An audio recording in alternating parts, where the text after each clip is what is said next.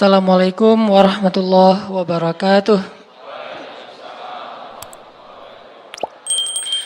Alhamdulillahirabbil alamin.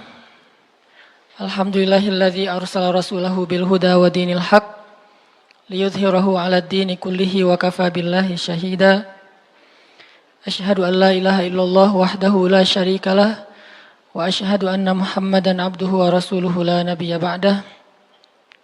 Allahumma salli wa sallim wa barik ala sayyidina Muhammadin wa ala alihi wa sahbihi wa man tabi'ahu ila yaumiddin amma ba'. Teman-teman yang dirahmati Allah Subhanahu wa taala, puji syukur kepada Allah yang pada kesempatan ini Allah ngasih lagi kita kesempatan buat belajar, buat i'tikaf di masjid, buat talabul ilmi, menuntut ilmu, yang mudah-mudahan apa yang kita dengar pada malam ini bisa menambah iman kita kepada Allah Subhanahu wa taala. Karena seperti yang pernah saya sampaikan dulu tuh, mencari ilmu dalam Islam intinya adalah mengasah rasa, bukan menambah wawasan. Menambah wawasan itu kebaikan, tapi bukan inti dari ilmu. Inti dari ilmu itu adalah mengasah rasa di dalam hati. Yang kalau dalam bahasa Islam disebut dengan, dalam bahasa agama disebut dengan iman. Sehingga bisa jadi seseorang tahu Al-Quran cuma satu ayat, tapi kalau dengan ayat itu dia bertambah dekat sama Allah, bertambah yakin, bertambah banyak amal solehnya, berarti dia adalah orang yang mendapatkan ilmu. Sebaliknya ada orang yang menghafal banyak ayat, mengetahui banyak hadis, atau dia punya gelar-gelar akademik di bidang agama, cuman gak nambah iman ke Allah, gak nambah takut kepada Allah, gak nambah dekat sama Allah, berarti dia cuman mendapatkan wawasan, bukan ilmu. Sehingga inti dari ilmu itu adalah mengasah rasa.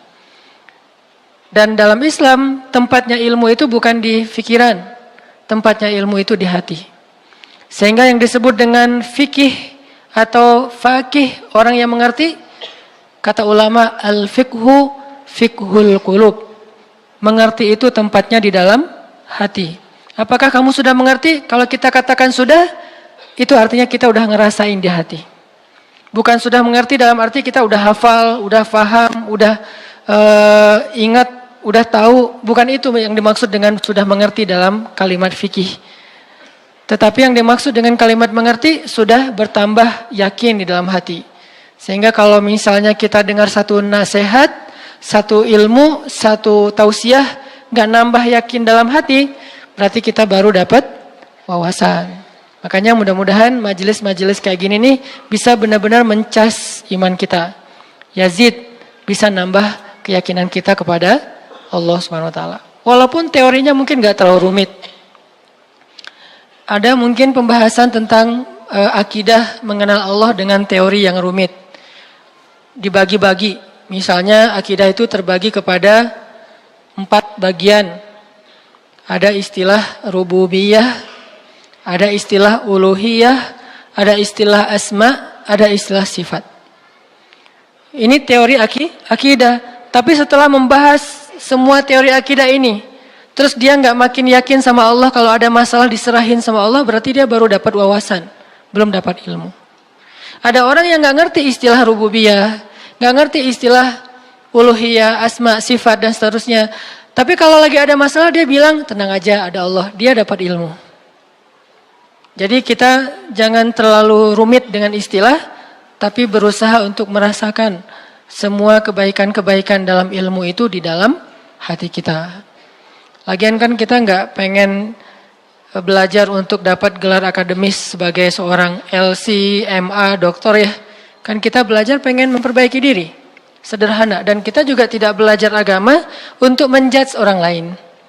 Untuk menghakimi orang lain. Untuk jadi bahan debat di sosial media. Kita belajar murni untuk memperbaiki diri karena kita sadar bahwa diri kita belum sempurna. Mudah-mudahan malam ini kita dapat apa yang kita cari. Terus makasih untuk kesekian kalinya buat teman-teman yang selalu hadir, yang istiqomah, yang bahkan diam-diam banyak yang datang dari tempat-tempat yang jauh, yang diam-diam banyak yang sudah berkorban untuk bisa hadir dalam majelis ilmu ini, yang mungkin udah berusaha semaksimal mungkin untuk hadir lebih awal, tapi ternyata qadarullah tetap nggak dapat tempat di dalam, harus tetap di luar. Maka mudah-mudahan Allah Maha tahu apa yang sudah teman-teman perjuangkan. Dan saya selalu nge-mention tentang anak muda Bandung kemanapun saya pergi, bahwa memang syiar teman-teman di Bandung ini udah tersebar di seluruh Indonesia. Bahkan mudah-mudahan udah tersebar di luar Indonesia, bahwa semangat hijrah anak-anak muda Bandung ditiru oleh anak-anak muda di tempat-tempat yang lain insya Allah. Sehingga kita dapat pahala dari kebaikan yang ditiru itu. Waja'alna lil muttaqina imama, jadikanlah kami imam, teladan dalam ketakwaan. Jadi imam di sini bukan suami. Kalau itu masih lama kali ya. Imam di sini adalah teladan. Belum ada tanda-tandanya soalnya. Baik teman-teman, malam ini kita akan bahas tema plesetan dari salah satu grup band pada masanya. Yang tahu ini berarti usianya sekian. Saya juga nggak tahu karena masih muda. Nggak gaul makanya nggak tahu. Kalau nggak salah namanya Lamb of God ya. Jadi diplesetin jadi Mad of God. Tentang apa itu? Tentang, ini kalau yang plesetannya ya. Tentang gimana kita belajar memahami maunya Allah. Gimana kita belajar mengerti apa yang Allah kehendaki di dalam satu peristiwa kalau kita ngalamin sesuatu. Karena kalau kita nggak ngerti maunya Allah, nggak ngerti apa kehendak Allah di dalam apa yang kita alamin, kita jadi gampang putus asa. Kita jadi kadang-kadang malah berburuk sangka kepada Allah. Kalau udah berburuk sangka kepada Allah, pasti kita akan mengambil jalan-jalan yang harusnya kita hindari. Nah, kita belajar nih memahami Allah kayak gimana sih maunya. Dan orang yang dekat sama Allah ngerti banget yang gini-gini nih. Kita pengen belajar kayak gitu juga. Kan ada orang, sebutlah kita ya sama temen. Kita tuh udah dekat sama dia. Dari SD kita udah barengan. Sama-sama SD tapi beda SD-nya. Gak lucu ya. Gak ketawa gitu. Dari SD udah barengan, SMP barengan, SMP apa? SMA barengan. Kuliah barengan, nikah sendiri-sendiri. Nah, udah dari dulu tuh kita udah kenal banget sama dia. Jadi kan kita udah punya feel ya. Udah ngerti banget lah, udah peka banget dia kayak gini, dia kayak gitu, dia lagi sedih, dia lagi marah, dia tersinggung. Kita udah ngerti banget nih. Begitu dia ngomong satu kata, kita langsung ngerti. Misalnya dia ngomong apa gitu. Oh, berarti dia lagi gak enak hati nih. Dia WA aja nih. Di WA kalau dia bilang aku berarti lagi santai. Kalau dia bilang saya berarti dia lagi kayak ada masalah nih sama kita. Ya udah nanti saya tunggu di mana gitu. Oh, kayaknya ada salah nih. Jadi kita peka karena kita ngerti dia. Terus ada apa yang kita lakuin tuh kita ngelakukan sesuai dengan, karena kita empati ya. Kita ngelakuinnya sesuai dengan apa yang nyaman buat dia. Terus kalau dia misalnya ngelakuin sesuatu, kita ngerti kenapa dia melakukan itu. Nggak sampai seseorang suuzon. Kenapa ada orang suuzon sama dia? Karena nggak ngerti sama dia. Kenapa ada orang yang salah sangka? Karena nggak ngerti. Gitu juga kita ke Allah. Sahabat Nabi itu sangat mengerti Allah kayak gimana, Rasul kayak gimana. Sehingga ketika turun ayat Al-Quran, mereka bukan cuma ngerti teks atau makna dari ayat secara tekstual. Tapi mereka juga ngerti pesan di balik ayat itu. Ini berarti kita udah berusaha untuk berpikir dengan apa maunya Allah. Kalau bahasa agama dengan logika Rabbaniyah. Bukan dengan logika ilmiah. Tapi Rabbaniyah. Berpikir dengan logika Allah. Bukan dengan logika kita doang. Contoh teman-teman. Ketika turun ayat. Salah satu ayat terakhir yang turun kepada Nabi. Di Al-Ma'idah. Al-yawma akmaltu lakum dinakum wa atmamtu alaikum ni'mati wa raditu lakumul Islam dinan. Hari ini telah aku sempurnakan untuk kalian nikmatku, singkatnya, dan aku ridhoi Islam sebagai agama bagi kalian. Ketika turun ayat ini, sebagian besar para sahabat bertakbir, Allahu Akbar, bahagia gitu. Kenapa bahagia? Karena ayat ini ayat berita gembira, artinya Islam udah sempurna. Islam sudah utuh, syariat udah beres nih. Tapi ada satu sahabat, yaitu Abu Bakar As-Siddiq, malah nangis ketika ayat ini turun. Ketika yang lain berbahagia. Ditanya sama sahabat yang lain, kayak Umar gitu, ya Abu Bakar, wahai Abu Bakar, kenapa kamu bersedih, kenapa kamu nangis? Bukankah ini ayat busyra, berita gembira? Kata Abu Bakar, ya ini ayat berita gembira. Terus kenapa kamu sedih? Soalnya kalau agama sudah sempurna, syariat sudah utuh, berarti tugas Nabi udah selesai. Kalau tugas Nabi udah selesai, berarti sebentar lagi Nabi akan kembali kepada Allah. Ini tanda-tanda perpisahan. Bisa dibilang kalau haji itu ada haji wada, ayat juga ada ayat wada, ayat perpisahan. Salah satu ayat perpisahan surat Al-Maidah ini. Barulah para sahabat yang lain realize, dan mereka pun menangis. Ini berpikir, merasanya itu udah benar-benar peka. Kalau bahasa kemanusianya empati gitu. Kayak saya pernah jalan sama istri.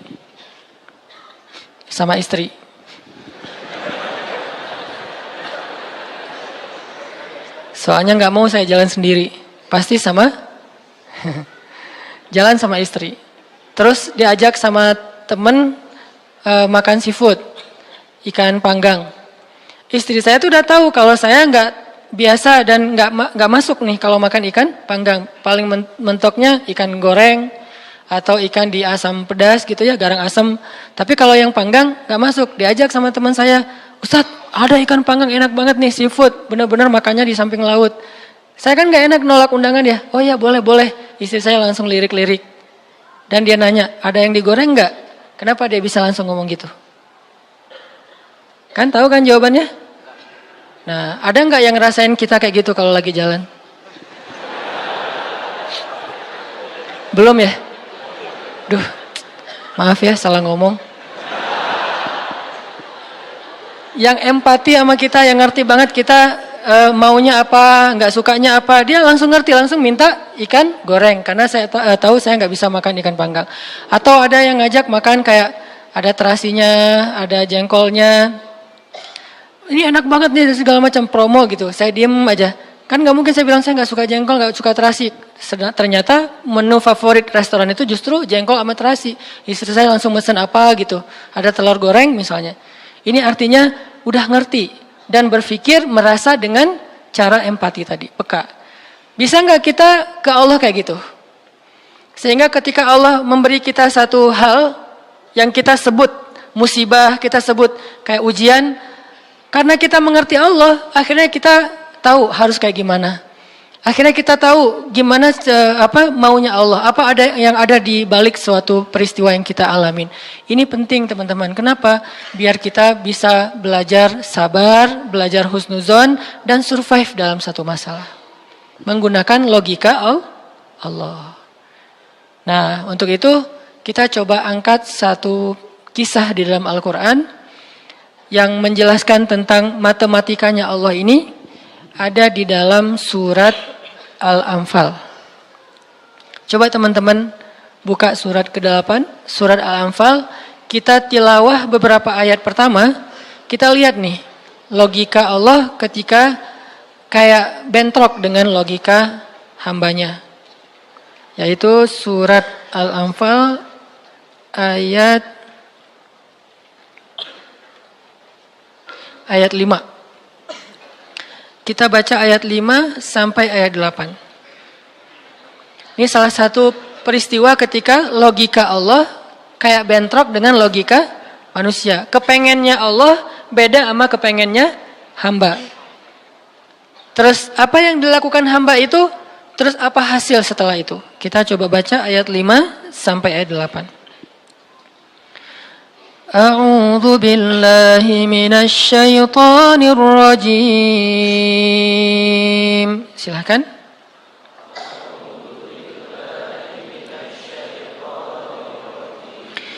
Bismillahirrahmanirrahim.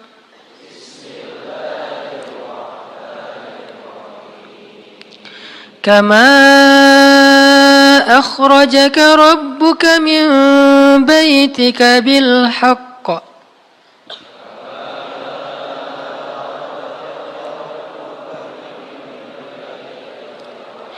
wa inna fariqam minal mu'minina lakarihun.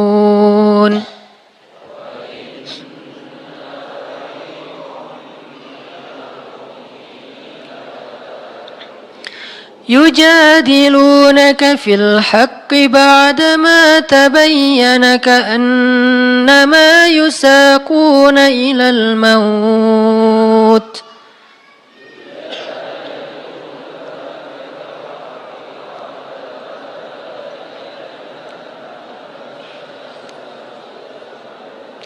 كأنما يساقون إلى الموت وهم ينظرون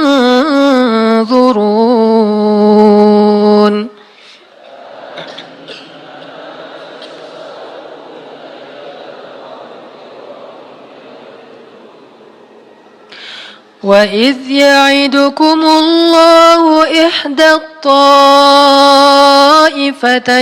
أنها لكم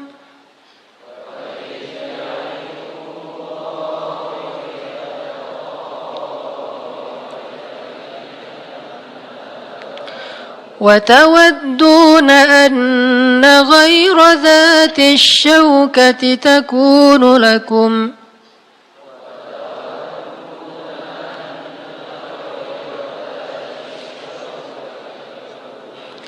ويريد الله أن يحق الحق بكلماته ويقطع دابر الكافرين.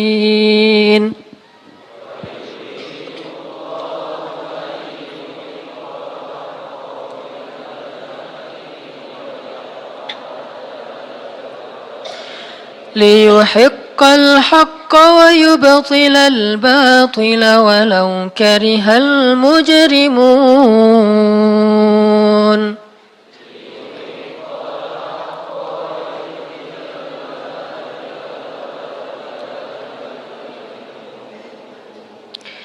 Yaitu sebagaimana Tuhan kalian telah menyuruh kalian untuk pergi dari rumah kalian dengan sebenar-benarnya. Meskipun sesungguhnya sebagian dari orang-orang yang beriman itu tidak menyukainya. Mereka membantahmu, wahai Muhammad, tentang kebenaran setelah nyata bahwa mereka pasti akan menang. Seakan-akan mereka dihalau kepada kematian sedang mereka melihat sebab-sebab kematian itu.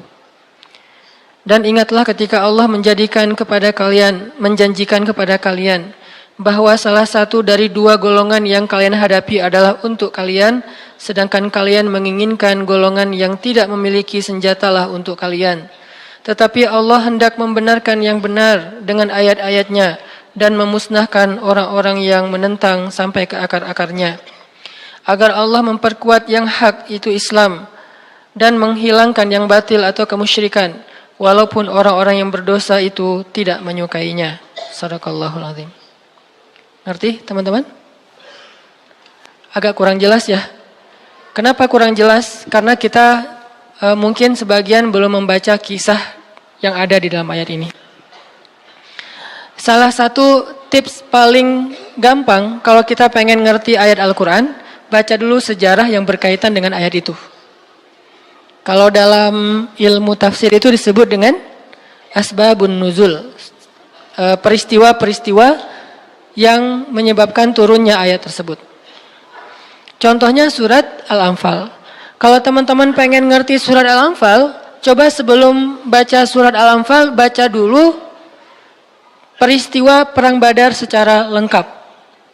Nanti di buku sejarah tuh ada perang Badar, cari yang paling tebal biar nanti pas kita baca detail, banyak hal-hal kecil yang kita jadi ketahuan.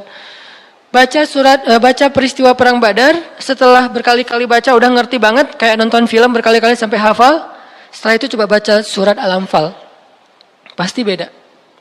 Seolah-olah kita ngalamin ketika ayat itu turun.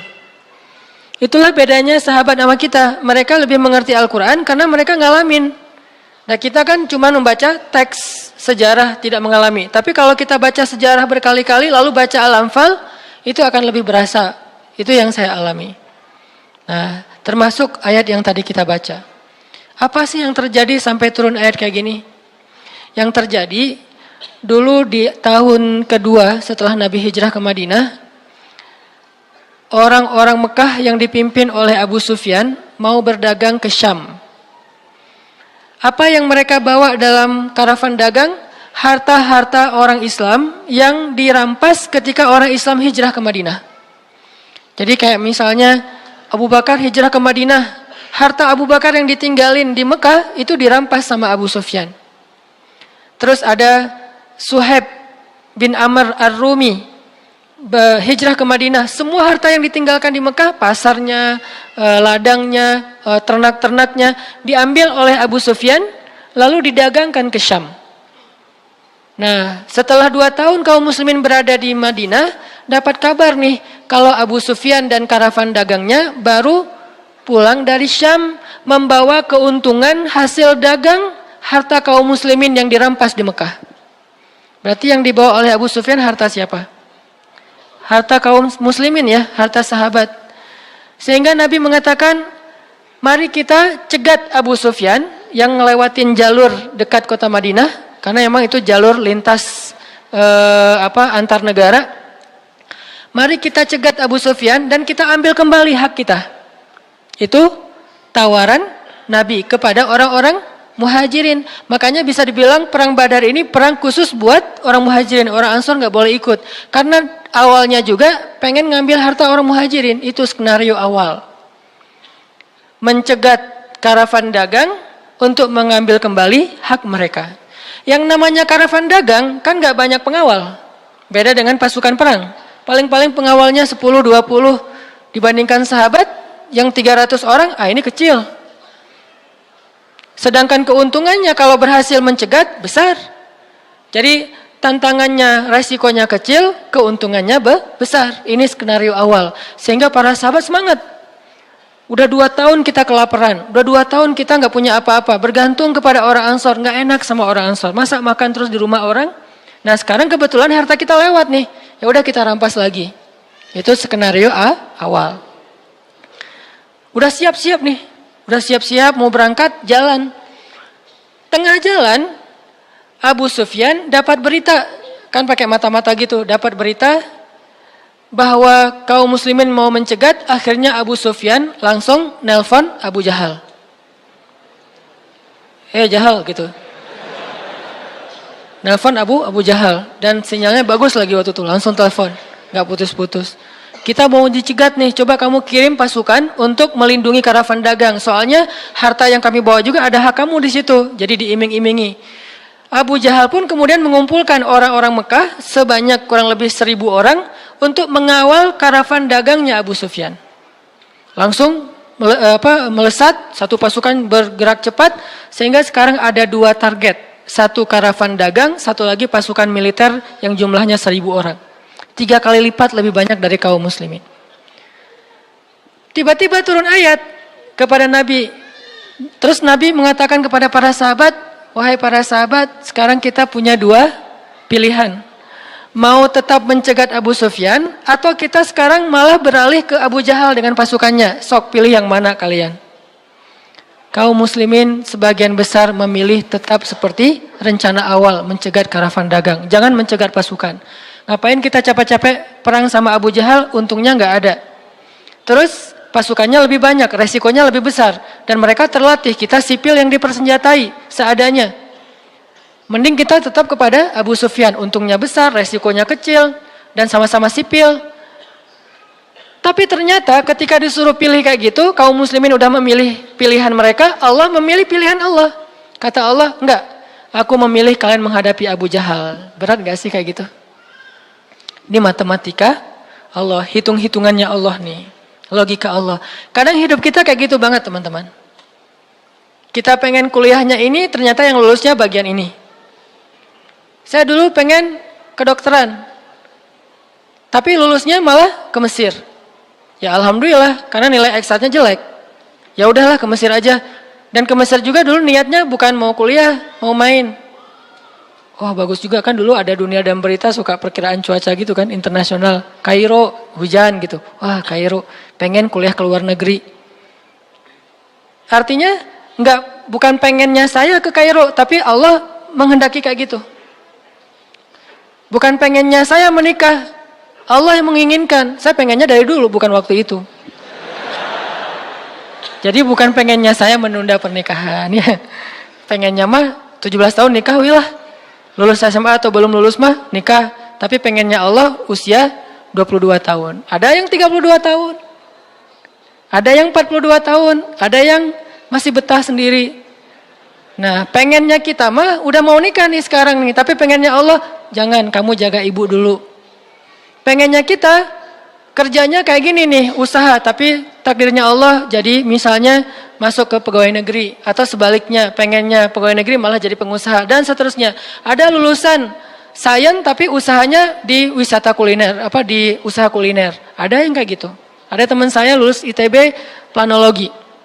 Tata kota. Tapi usaha kuliner. Tapi alhamdulillah dan sukses. Jadi kadang-kadang kepengennya kita sama Allah itu suka bentrok. Dalam kondisi kayak gitu apa yang harus kita lakukan? Termasuk kepengennya kita nggak punya anak dulu, tapi nggak tahu gimana caranya tiba-tiba punya anak misalnya. Masih nggak tahu lagi gimana caranya ya. Kan ada tuh udah nikah, kita jangan punya anak dulu ya, karir dulu ya aja, tapi ternyata nggak ada ikhtiar, pasrah gitu ya, akhirnya punya anak misalnya. Kan bukan kepengennya kita. Atau pengen punya anak tapi belum punya aja, udah 15 tahun menikah belum punya anak. Kayak Nabi Zakaria, gimana nih? Ketika apa yang kita inginkan dengan apa yang Allah inginkan, kesannya bentrok. Itulah yang terjadi kepada kaum muslimin dalam perang Badar. Mereka pengen Abu Sufyan, Allah pengen Abu Jahal. Sehingga Allah katakan di ayat 5-nya, wa inna fariqam minal mu'minin lakarihun. Walaupun sebagian orang-orang yang beriman itu karihun, nggak suka. Sehingga pada diam-diam mereka sebetulnya ngeluh gitu. Kenapa ya jadi berubah gini? Tahu gini dari awal, gitu kan ya? Mulai desas-desus di antara kaum muslimin. Karihun, tidak suka dengan pilihan ini, nggak suka dengan tawaran ini. Inilah yang terjadi. Dan kita kadang-kadang juga karihun dengan kehendak Allah. Karihun, kenapa sih harus kayak gini? Kenapa sih saya hidupnya gini-gini amat? Kenapa saya yang diperlakukan kayak gini? Kenapa? Dulu ada satu tips, katakan saja la'allahu khair. Ya mudah-mudahan ada kebaikan di sini. Yang penting saya udah ikhtiar, jadinya kayak gini, ya udah jalanin aja. Saya udah ikhtiar, jadinya sama dia, ya udah jalanin aja. Mudah-mudahan la'allahu khair. Nah ini kita coba nanti lanjutkan lagi kisah perang Badar. Terus kita coba lihat hubungannya dengan hidup kita tuh kayak gimana.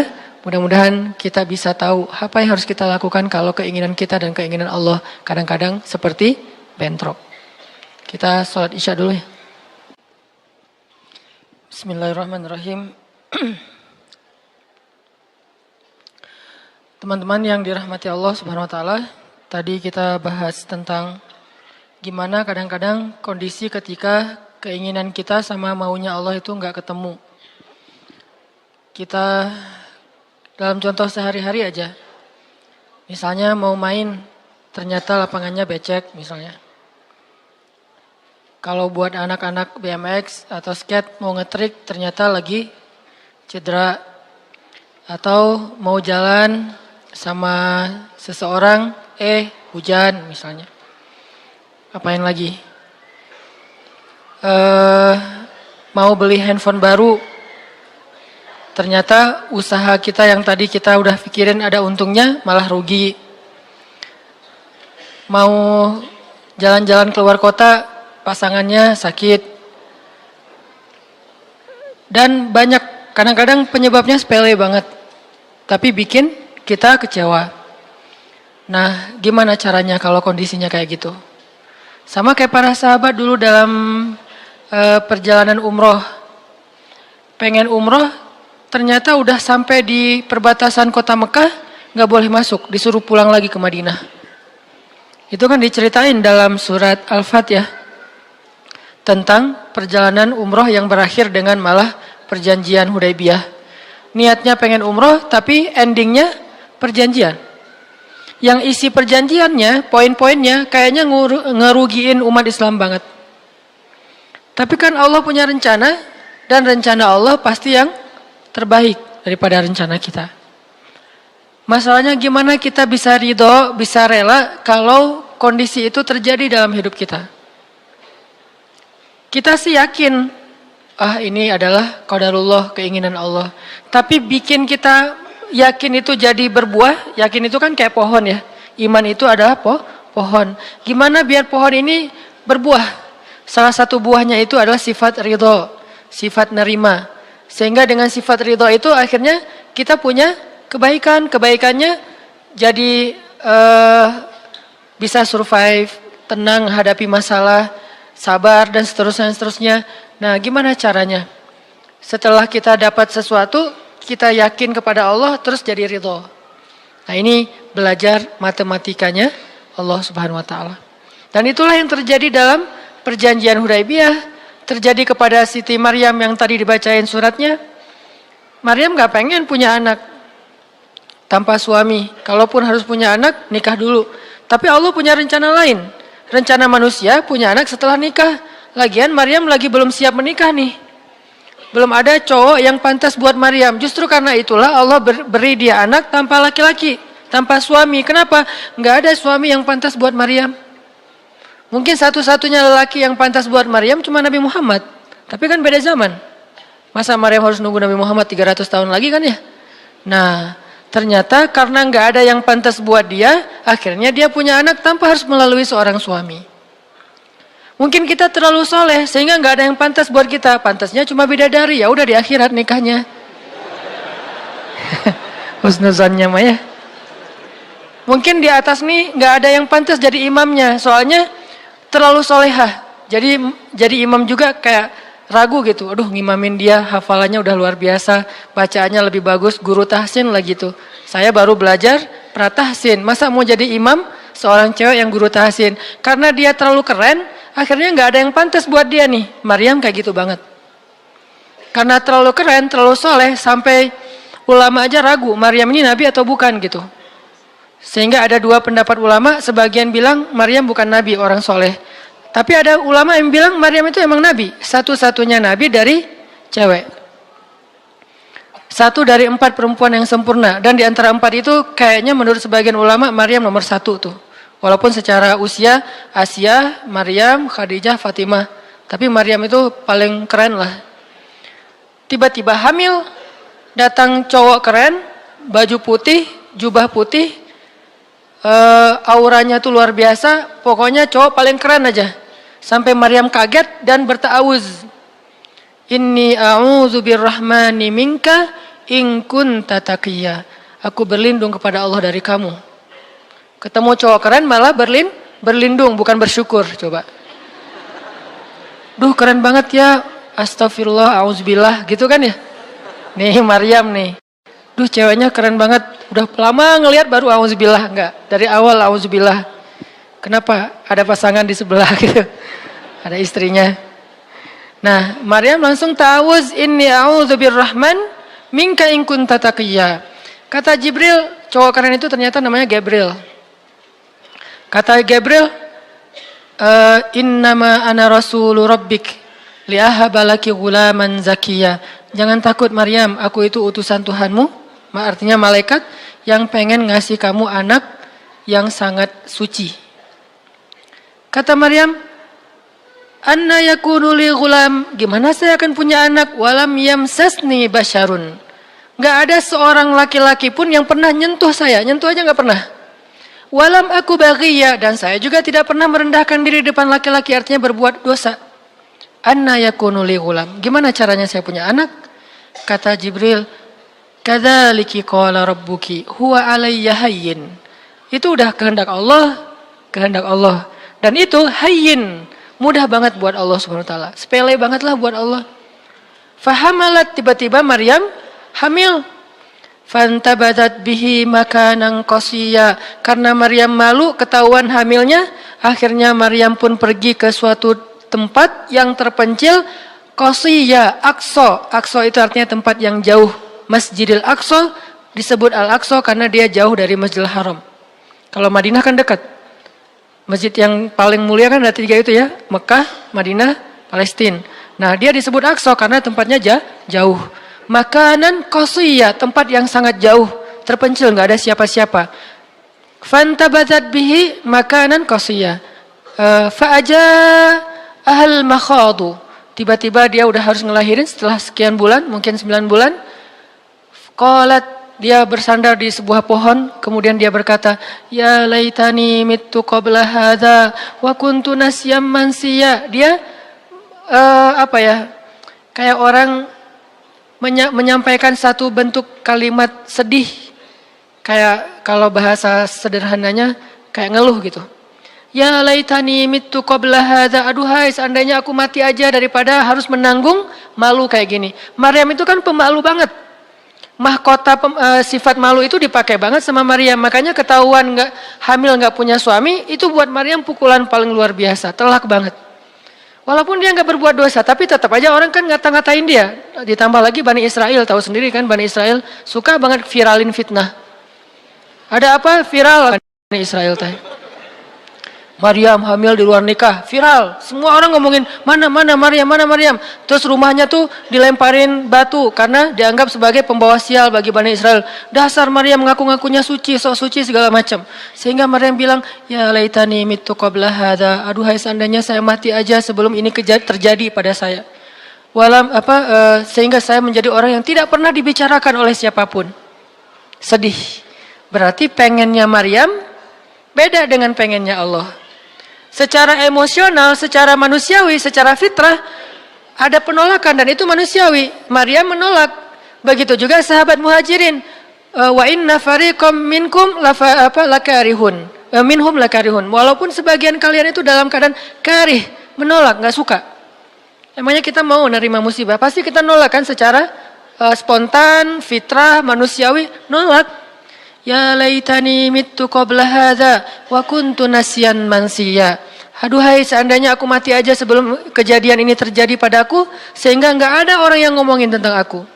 Jadi enggak ada trending topik tentang Maryam waktu itu. Dia berharap kayak gitu. Semua berita buka channel mana aja Maryam.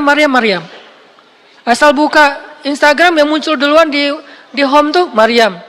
Viral banget, semua orang ngomongin Maryam. Sehingga Maryam bayangin, semua orang ngomongin kita se-Indonesia. Karena emang sebelumnya kan Maryam memang selebgram banget kan. Semua orang pengen nge-following Maryam. Jangankan yang cewek-cewek, yang cowok juga pengen nge-following Maryam. Cuman gak ada yang pantas.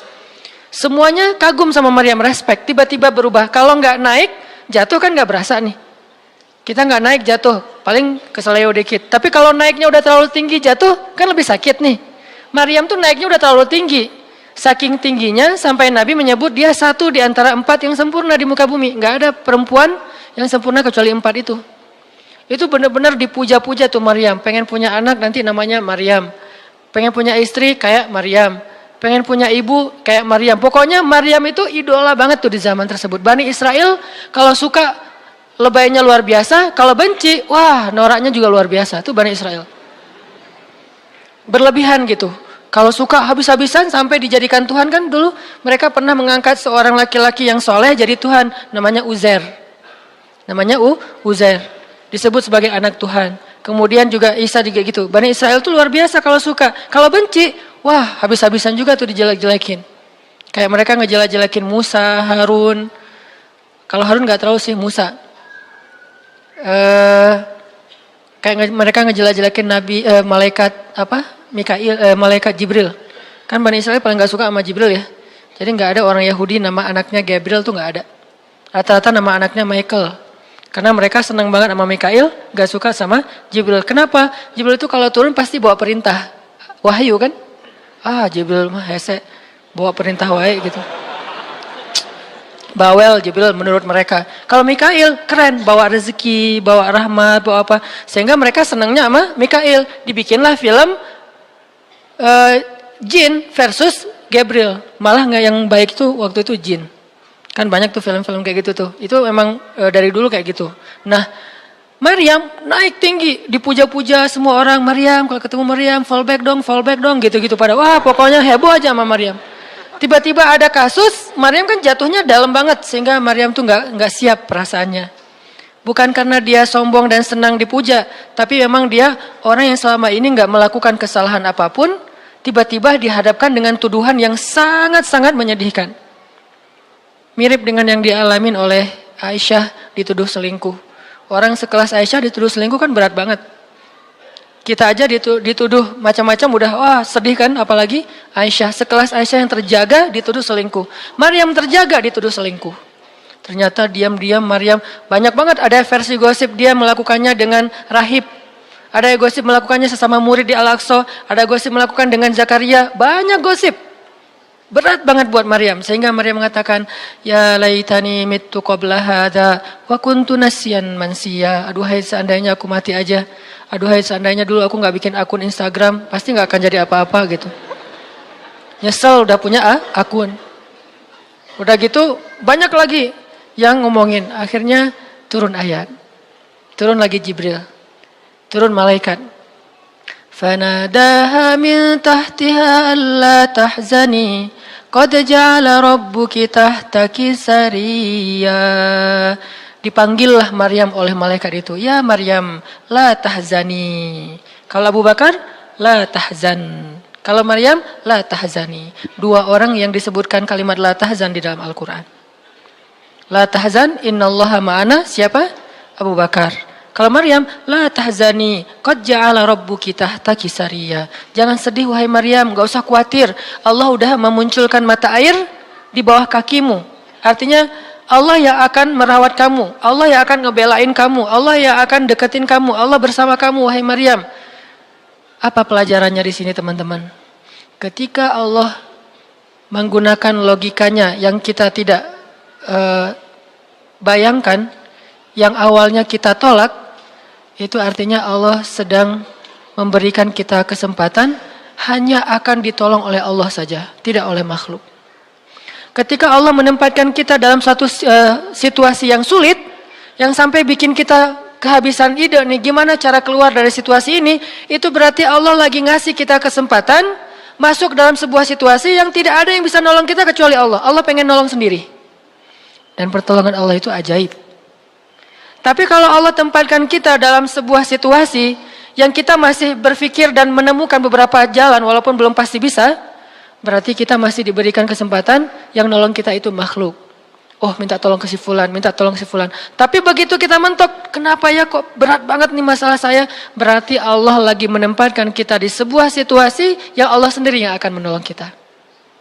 Itulah perang Badar, itulah perang Ahzab, itulah Hudaybiyah, itulah Maryam, itulah banyak kisah kayak gitu. Situasi yang kayak udah mentok banget, yang nggak pernah kita bayangkan, yang kita awalnya pasti nolak secara spontan, berarti Allah lagi nempatin kita di sebuah situasi yang Allah pengen men-treat kita langsung sendiri, nggak mau pakai yang lain. Qad ja'ala rabbuki tahtaki sariya. Allah sendiri yang akan memunculkan mata air di bawah kakimu wahai Maryam. Ayub juga kayak gitu. Semua dokter datang habis uang Ayub untuk biaya dokter tapi nggak sembuh. Kenapa? Allah nggak pengen kesembuhannya dengan cara-cara yang kebayang oleh Ayub. Allah nggak pengen kita dapat jodoh dengan cara yang kebayang oleh kita. Reunian, stalking Instagram, salah ngambil kebab. Pokoknya yang kebayang sama kita itu nggak akan. Kenapa? Allah pengen ngasih kita cara yang cuman Allah sendiri yang tahu dan itu surprise. Dan itu istimewa banget. Apa itu? Kalau saya tahu berarti bukan surprise kan? Tunggu aja, masing-masing punya rahasia sendiri-sendiri. Dan ini yang bikin kita terus berharap. Sehingga Maryam tiba-tiba ngelihat di bawah kakinya sama Isa udah ada mata air. Minumlah dari mata air itu. Terus kata Allah, "Wa huzzi ilaiki bijid'in nakhlah tusaqit 'alaiki rutban janiyya. Ya Maryam, goyangkan pohon kurma yang ada di sebelahmu. Kan dia tadi bersandar di pohon kurma pas ngelahirin. Terus disuruh goyangin tuh pohon kurma. Saya pernah bilang, bayangin gimana seorang perempuan yang baru ngelahirin, yang lagi lemah disuruh goyangin pohon kurma. Pohon kurma itu ukuran diameternya sebesar meja ini nih. Lebih besar daripada diameter pohon kelapa. Bayangin, ngegoyang pohon kurma sebesar ini, seorang perempuan, goyang gak tuh pohon? Gak bakal. Laki-laki aja gak goyang, apalagi sendiri. 10 orang laki-laki aja ngegoyang pohon kurma segede ini, belum tentu goyang. Goyang aja enggak, apalagi sampai ngejatuhin buah kurma. Kalau buah kurma yang udah tua jatuh masih mending, nih yang muda jatuhnya tuh. Berarti kan goyangnya lumayan tuh. Berapa skala Richter ya? Yang muda jatuhnya rutoban janiyya, bukan korma yang tamar, yang udah tua, yang udah emang dihembus juga pakai angin, jatuh enggak. Wahuzzi, goyangkan pohon kurma itu ya Maryam. Apakah Maryam berpikir, Allah kalau ngasih perintah yang logis deh? Enggak kan? Kan Allah tahu ini pohon kurma dan saya baru ngelahirin, masa disuruh goyang? Enggak. Logika kayak gini, pertanyaan kayak gini, enggak muncul dari orang yang udah pasrah banget sama Allah, yakin kalau Allah yang perintahkan, lakukan aja deh. Gak usah tanya gimana nanti hasilnya, itu bagian Allah, bagian kita ngelakuin apa yang Allah perintahin, disebut dengan ikhtiar. Kadang-kadang ikhtiarnya gak nyambung dengan hasil, tapi Allah suruh, ya udah lakuin aja. Maryam pegang tuh pohon, baru digoyang dikit, udah langsung berguncang. Tusakit alaiki, jatuhlah, bukan jatuh, berjatuhanlah, berarti banyak nih. Berjatuhanlah untukmu rutoban janiyya, buah-buah kurma yang masih muda tapi manis. Artinya apa? Hasilnya Allah yang pilih. Kurma yang mana yang mau jatuh, dengan rasa apa yang mau jatuh, yang jaraknya sekian dari tempat duduknya yang Maryam yang akan jatuh. Allah yang menentukan hasil. Tugasnya Maryam cuma ngegoyangin dong, walaupun gak mungkin akan terguncang. Ini iman. Belajar iman. Allah yang suruh, ya sudah saya lakukan. Allah suruh ikhtiar, ya saya ikhtiar. Allah suruh berobat, ya saya berobat. Tapi hasilnya Allah yang nentuin kayak gimana caranya. Akhirnya rutoban janiyya, berjatuhan. Kata Allah, fakuli washrobi wa qarri aina. Makanlah Maryam, minumlah Maryam, dan bersenang hatilah kamu dengan semua ini. Sehingga kata Nabi komen setelah baca ayat ini nih. Nabi komen. Komen Nabi apa? Korma dan manusia itu ada hubungan sejarah. Diciptakan dari jenis tanah yang sama. Jadi pohon-pohon lain itu jenis tanahnya beda. Cuman satu yang mirip dengan manusia, jenis tanahnya korma. Sehingga salah satu yang cepat merecovery seorang perempuan yang baru ngelahirin adalah makan rutoban janiyya, korma yang yang muda tapi manis. Jangan dikasih ke bayinya ya, keselak, bahaya. Kasih ke ibunya. Kalau ke bayinya, tamar, korma yang udah tua, terus dikunyah sama bapaknya dengan syarat bapaknya udah gosok gigi. Jangan habis makan bala-bala, cengek, makan kurma, kasih ke bayi. Kasih ke bayi yang tua, kasih ke ibunya yang muda. Dan itu cepat merecovery seorang perempuan. Kata Nabi, di situ ada obat dari penyakit. Intinya teman-teman, kayak gitu ternyata cara Allah. Ini logika Allah nih. Sehingga ketika kaum muslimin, balik lagi ke surat Al-Anfal, dihadapkan dengan satu pilihan yang mereka nggak pernah ngebayangin, dan secara spontan karihun, menolak, maka Allah Subhanahu wa taala menyampaikan kenapa Allah memilih itu. Karena kata Allah, tujuan dalam pencegatan ini bukanlah mengambil harta, tetapi untuk menunjukkan mana yang benar, mana yang batil. Ya sudahlah, daripada menentang Allah, sami'na wa ata'na, ikut. Walaupun sebetulnya hatinya masih karihun, nggak rela gitu. Ikutlah pilihan Allah dan Rasul. Mereka pun ganti rute, dari yang tadi rute mau mencegat Abu Sufyan, sekarang rute kepada Abu Jahal. Mulai ngutus mata-mata Abu Jahal, berapa pasukannya segala macam, bermalam di sebuah tempat di daerah situ. Malamnya Nabi itu nggak bisa tidur. Nabi sepanjang malam beristighosah. Jadi istighosah itu teman-teman salah satu di antara sunnah-sunnah Nabi SAW. Apa istighosah artinya? Doa yang sangat lama. Nabi malam itu sama Abu Bakar berdua nggak tidur, yang lain pada tidur kan, besok mau perang nih. Malam ini mereka tidur, besok mau tanding aja disuruh tidur kan ya. Apalagi besok mau perang. Tidur, wajib tidur. Yang belum tidur pokoknya pura-pura tidur. Tidur aja. Kayak kita besok mau akad kan harus tidur ya. Walaupun susah tidurnya.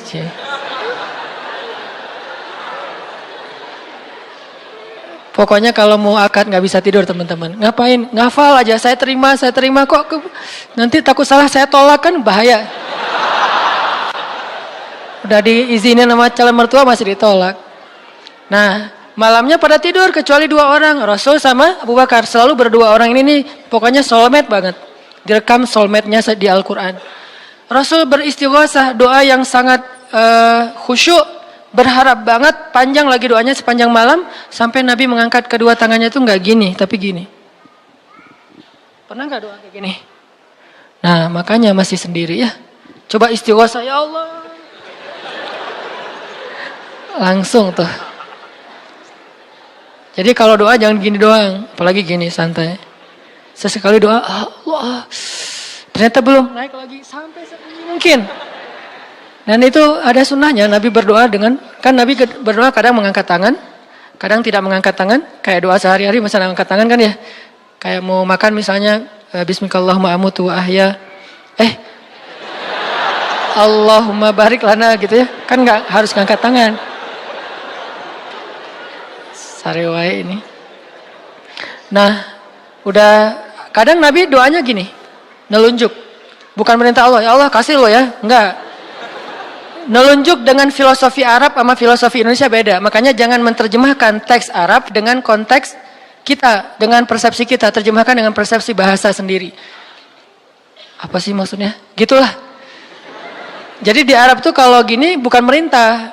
Gini tuh artinya cuma engkau yang saya harapin ya Allah gitu maksudnya. Jadi kalau ya Allah itu maksudnya engkau doang yang saya harapin, iya karena budua iya karena selain gitu. Bukan ya Allah pokoknya harus ya bukan. Kalau kita pakai dengan logika kita kan kok doa sih nggak sopan sama Allah kayak gitu-gitu amat. Kalau ke manusia mungkin gitu agak kurang sopan. Kalau ke Allah sopan. Bisa gini, bisa biasa aja, bisa gini. Gini juga ada beberapa level. Ada yang gini sampai ke paling atas. Biasanya yang paling atas tuh bab jodoh sih. Kalau bab kuliah masih gini, kerja, giliran jodoh paling tinggi. Apalagi kalau udah jodohnya balikan sama mantan, tuh kayaknya naik kursi. Lebih tinggi lagi. Jadi malam itu Nabi beristighosah sampai syal beliau jatuh, nangis, janggut beliau basah dengan air mata, nangis panjang malam, ya Allah jika besok kami kalah perang, terbunuh semua, mungkin di muka bumi ini nggak akan ada lagi orang yang menyebut la ilaha illallah. Abu Bakar ngambil rida syalnya Rasul ditaruh lagi, cukup bagimu ya Rasulullah, cukup ya Rasulullah. Allah udah mendengar. Abu Bakar menenangkan Rasul, tapi Rasulullah terus saja gitu. Kayak kita lagi doa kata teman, udah Allah udah dengar, taruh dulu. Kalau kita mah gitu ya. Nah, tapi jangan dibayangin gitu. Rasulullah pasti khusyuk banget, nggak kayak kita. Udah selesai berdoa, pagi-pagi sahabat riuh. Innalillah gitu. Kalau kita kan innalillah pasti ada yang meninggal ya. Siapa yang meninggal? Enggak, innalillah itu musibah, enggak harus selalu orang meninggal. Ya Rasulullah maafkan kami. Kenapa? Ternyata sebagian para sahabat malam itu digoda oleh syaitan sehingga semua pada mimpi basah, maaf. Tapi kayak gitu emang sejarahnya. Bukan semua. Sebagian besarnya mimpi basah. Sehingga pas bangun mereka dalam keadaan junub, kotor, tidak suci, tapi nggak ada air. Untuk wudhu aja kurang, apalagi untuk mandi. Dan mandi junub kan harus semuanya. Sedangkan besok mereka mau berperang melawan musuh dalam keadaan tidak suci. Ini kayak pertanda buruk gitu. Dan mereka merasa mentalnya makin drop. Tiba-tiba Allah beri ketenangan buat mereka. Turun air hujan. Malam itu hujan turun. Hujannya hujan lokal lagi. Camp kaum muslimin hujan. Camp orang kafir enggak? Hujan. Nyebrang-nyebrang. Hujan enggak. Yang mainnya di Indonesia gitu. Di camp kaum muslimin hujan. Di campnya orang kafir enggak hujan. Akhirnya pada mandi. Alhamdulillah, Allah Akbar. Itu nanti ada ayatnya setelah itu. Coba nanti baca lagi halaman kedua. Ketika ada adegan hujan segala macam. Itu ceritanya kayak gitu. Akhirnya makin mantap. Alhamdulillah bisa mandi, wudhu, minum. Baru mereka yakin bahwa ini adalah benar-benar perintah Allah. Nah hidup kita tuh kalau kita ngejalanin hal-hal kayak gini. Kita bakalan kayak lagi jalan bareng Allah.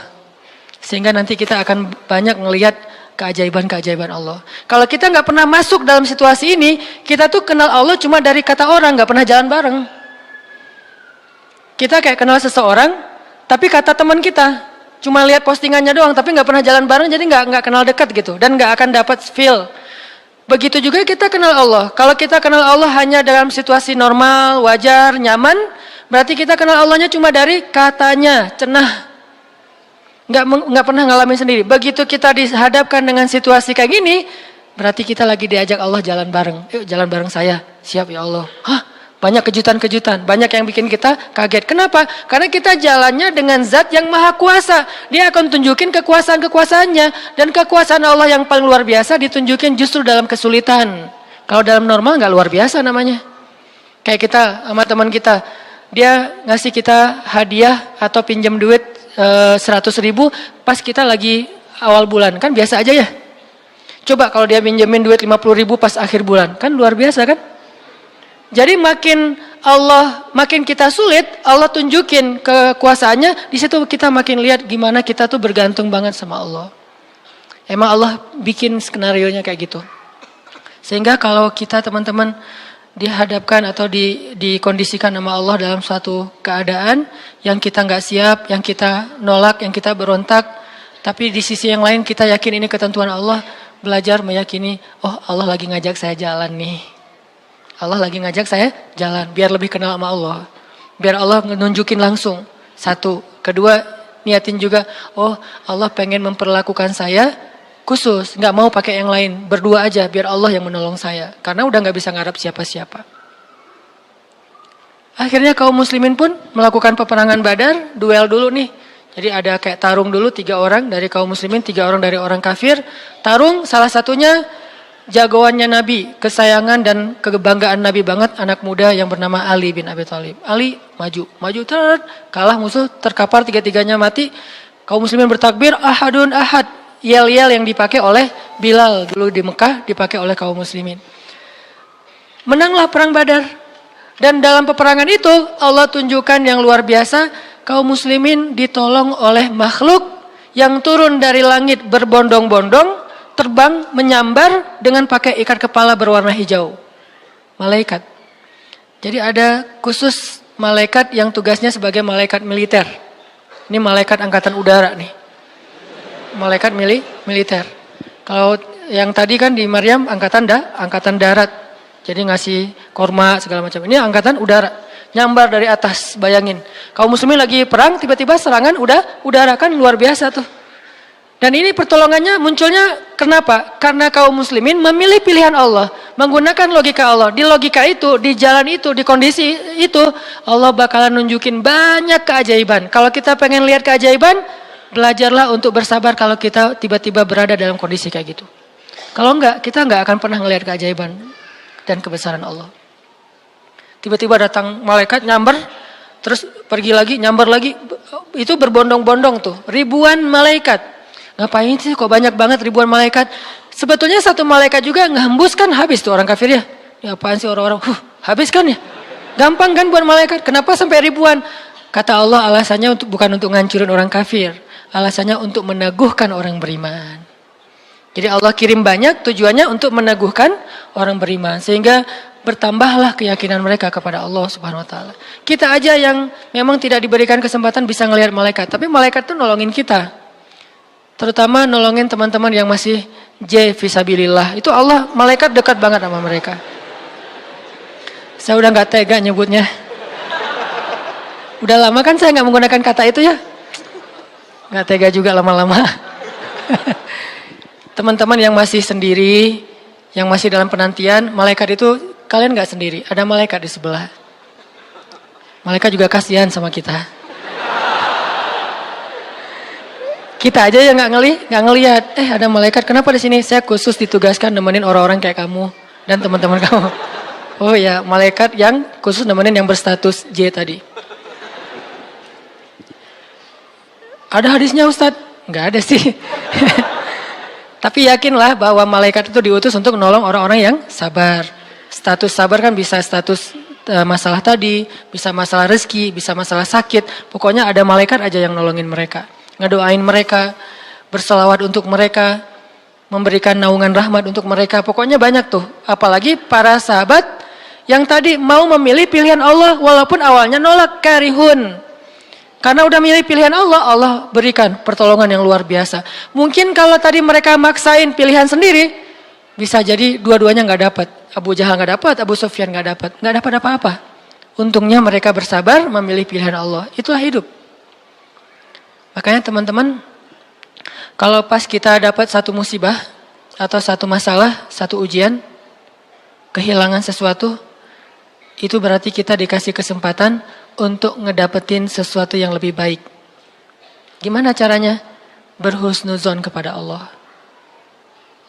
Karena kata Allah, ana inda dhanni abdi bi, aku tergantung prasangka hambaku kepadaku. Berarti kalau kita misalnya lagi dapat masalah, terus kita berhusnuzon, oh Allah pengen ngasih yang lebih baik. Itu Allah berarti kayak gitu. Kan kesempatan kan? Kenapa kita malah gunain kesempatan itu untuk bersuuzon? Kenalah kita dengan apa yang kita persangkakan. Aku tergantung prasangka hambaku kepadaku. Pas ada musibah kehilangan sesuatu, oh mungkin memang Allah pengen ngasih saya yang lebih baik dari ini. Ini kan udah lama saya pakai ini, udah 2 tahun, 3 tahun, pengen diganti sama Allah. Itu gitu banget Allah tuh sama kita. Terus kenapa kita gak mau berprasangka baik kalau kayak gitu? Masalah yakin. Kalau kita malah pas dikasih musibah kehilangan sesuatu bilang, apa lagi maunya Allah, kayaknya Allah gak senang dengan saya taubat nih, maka Allah juga akan memperlakukan kita kayak kita prasangkain. Makanya kalau kita dapat musibah, ujian, itu berarti kita dikasih kesempatan untuk memikirkan sesuatu yang baik yang akan Allah kabulkan. Kalau gak dikasih itu, berarti kita gak dikasih kesempatan memikirkan yang lebih baik. Begitu dikasih, oh saya harus mikirin yang lebih baik nih. Kayak gitu aja terus. Apapun musibahnya. Termasuk yang tadi gagal dalam hubungan, diputusin atau ditolak, kita mikirin, oh berarti Allah mau ngasih yang lebih baik dari dia. Ternyata tetap ujung-ujungnya dia juga. Kok bisa? Oh berarti dia diperbaiki sama Allah. Dibuat lebih baik, dibuat lebih soleh, lebih pantas, baru bareng dengan kita. Coba kalau nggak dibuat lebih soleh udah langsung jadian, kan bisa bahaya juga buat kita. Stres juga kan mikirnya ya. Makanya Nabi mengatakan, sebaik-baik perhiasan adalah istri yang soleha. Itu benar-benar menyenangkan hati. Kebahagiaan bagi laki-laki itu adalah memiliki seorang istri yang soleha.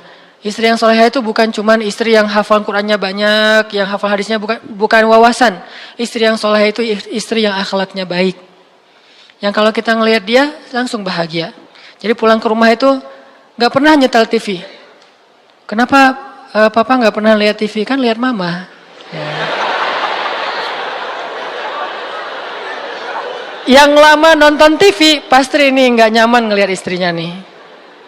Jadi kalau sampai rumah bikin kopi, duduk di tengah ruangan, lihat istri lalu lalang gitu. Pak, TV-nya di situ, ngapain ke sana, kemana mama pergi? Itulah hiburan buat papa. Berat juga Pernah nggak ngomong kayak gitu? Belum. Gimana mau ngomong, nggak ada orangnya ya. Nanti kalau udah ada gitu tuh. Makanya saya jarang nonton TV, sering nonton YouTube soalnya. Nah ini ya teman-teman. Jadi kita berprasangka begitu dikasih musibah, oh berarti Allah pengen ngasih yang lebih baik. Yang terbaik deh yang kita prasangkain. Karena Allah akan kayak gitu banget. Inilah rahasia matematika Allah. Ya Allah berlakukan kepada Ahlu Badar. Ya Allah berlakukan kepada para sahabat yang berjanjian Hudaybiyah, Bai'atul Ridwan. Ya Allah berlakukan kepada Siti Hajar, Maryam, dan banyak lagi kisah-kisah yang benar yang disebutkan di dalam Al-Quran. Mudah-mudahan nambah yakin kita. Kita bukan minta musibah, tapi emang itu fitrah kehidupan manusia. Udah kayak gitu sunatullah. Semua yang hidup pasti dikasih ujian. Jangankan orang biasa, jangankan orang beriman, orang biasa aja dikasih ujian. Apalagi beriman. Beriman itu pasti dikasih ujian sama Allah. Cuman karena ujian itulah Allah memperlakukannya lebih istimewa daripada orang lain. Jadi siapa orang yang paling istimewa di mata Allah? Yang paling banyak diuji. Jadi jangan pede dulu bahwa kita lebih istimewa di mata Allah gara-gara kita ibadahnya lebih bagus dari teman kita. Bisa jadi teman kita nggak tahajud. Bukan berarti nggak perlu tahajud ya, tahajud keren, bagus, luar biasa. Tapi ini kalau kita ke orang lain gitu, misalnya kita udah tahajud, misalnya kita udah taklim, misalnya kita udah tilawah, misalnya kita udah sedekah, misalnya. Terus kita ngerasa kayak lebih baik dari orang lain, jangan. Karena bisa jadi ibadah teman kita, diam doang tuh. Ngapain? Sabar menghadapi ujian, itulah ibadahnya. Bisa jadi orang yang paling mulia di mata Allah itu orang yang sedang sakit di rumah sakit atau di rumahnya yang nggak bisa berobat bertahun-tahun. Pas kita lihat ke dia mah nggak, ibadahnya nggak dahsyat kayak kita, nggak pernah ikut talim, tilawahnya sedikit-sedikit, paling juga yang dia hafal aja karena udah nggak bisa baca saking sakitnya. Tapi ibadahnya itu 24 jam sehari lewat apa? Sabar menghadapi ujian sakit. Berarti bisa jadi teman kita yang baru diputusin itu lebih mulia daripada kita yang baru jadian. Jadi jangan ngeledekin ya, jangan suka membuli lah. Karena yang dibully itu bisa jadi lebih mulia daripada yang membuli. Astagfirullahaladzim. Ya. Itulah teman-teman kajian tentang matematika Allah. Mudah-mudahan kita mengerti. Maksud mengerti di sini meyakini, bisa bertambah yakin sama Allah dan bisa diterapin. Tadi kalau dikasih ujian, berarti kita punya kesempatan berprasangka baik supaya kita dapat apa yang kita prasangkakan. Kalau dikasih ujian, berarti Allah pengen ngajak kita jalan berdua nih. Kalau dikasih ujian, berarti Allah pengen memperlakukan kita secara khusus. Nggak mau yang lain bantu kita, pengen Allah doang yang bantu. Dan itu keistimewaan dari Allah untuk kita.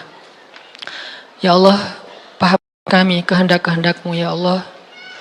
Jangan biarkan kami berburuk sangka kepada Engkau ya Allah. Karena jika kami berburuk sangka kepadamu, maka itu tidak akan merugikan Engkau sedikit pun ya Allah. Jika kami berputus asa, itu pun tidak akan merugikan-Mu ya Allah. Engkau tidak butuh kepada kami, tetapi kami yang butuh kepadamu ya Allah. Pahamkan kami tentang ketentuan-ketentuan-Mu. Pahamkan kami tentang kebijaksanaan-Mu. Pahamkan kami tentang kebaikan yang ada di sisi-Mu.